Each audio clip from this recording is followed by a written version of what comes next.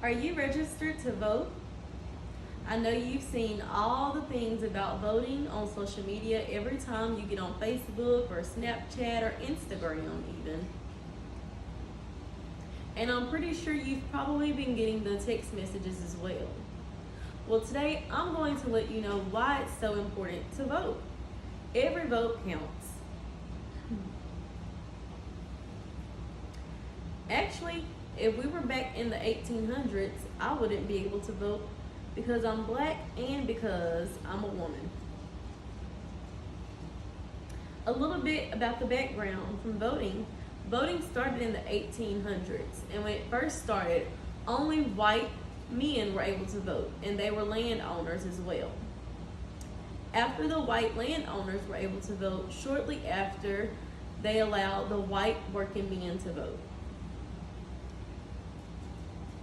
After that, that's when black men were able to vote, and when black men were able to vote, they had to overcome obstacles because they put things in place such as poll taxes and literacy tests for black men to get discouraged on voting. Soon after that happened, the poll taxes actually they were omitted out, and then eventually after that, white women were able to vote as well as other races. When they first started off the voting, you had to be 21 or older, and that was in the early 1900s. But then after that, the late 1900s, they changed the rules and they changed the things over to where you could be 18 and older to vote.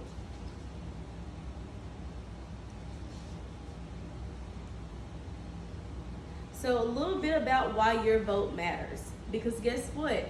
Some people think their vote doesn't matter. It matters because every small vote, it adds up and it makes one big vote. So what happens is when you vote and your mom votes and your dad votes and your whole family goes out to vote, and eventually your whole family will vote, and then your whole city will vote, and they look at the areas on how many people voted and what's important or what that area thinks is important and what that area values and what that area stands for, and they make that one vote, they make all those small votes become one big vote, which would be sectioned off to be your counties and then eventually your state vote, which is also the electoral vote. That's important because when you look at the state as a whole, you can see how each area views certain things and certain people or their rights compared to other sections. When you get all the votes across the states and all the votes across when you get all the votes across the cities, you'll eventually get all the votes across the states and you'll get the popularity vote.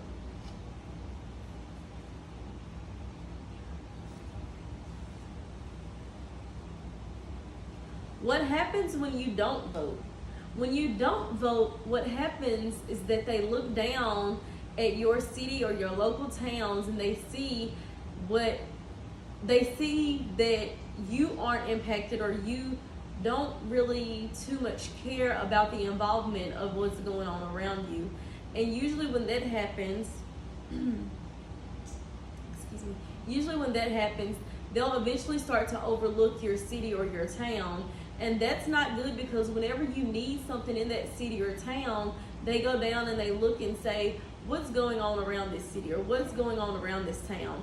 And your vote matters in every aspect of that because when you vote, it shows that you're caring about what's going on. It shows that you're caring about the city and the town that you live in. It shows that you're caring about the state and the government and what's being ran and what's being brought into that city or that town around you as well. It's always good to have the attention on you when it comes to government issued things because that's how things happen around you. And another thing is how to be heard. You can use your social media to be heard, going out and volunteering to be heard, campaigning to be heard. It's many ways that you can be heard. Use all your platforms to express why it's important to you and why it's important to the next person. What I'm doing right now is a platform on expressing to why voting is important. Also, do your research. Research on why this person is a better candidate compared to the next person. Because sometimes person A can have something that's really good and really outstanding, but it can be something about that person or something that they stand for that does not sit well with you. And person B may not be the best person or may not have as good qualities that your candidate A has, but they don't have any bad qualities compared to they don't have the bad qualities compared to the person A has. So you always have to do your research and know what you're standing for or what you're voting for, because that matters. So if you haven't registered to vote, go and vote.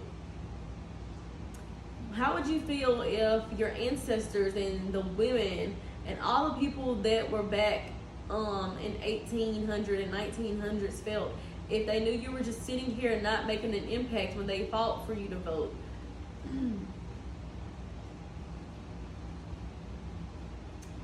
Everything happens starting off small. So just always remember, when you feel like your vote isn't going to count, just remember your vote is one vote, and then the next vote is another vote, and all these small votes will equal up to one big vote eventually.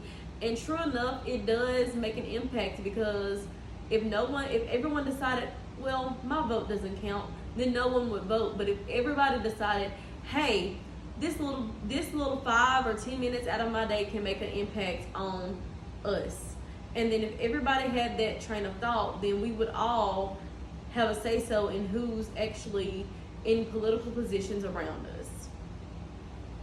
Always remember to use your resources and branch out. Branch out to those around you, branch out to the ones who feel like it's not important, because what you think is important, they may think is important too. And if everyone comes together and votes, then we will all be better.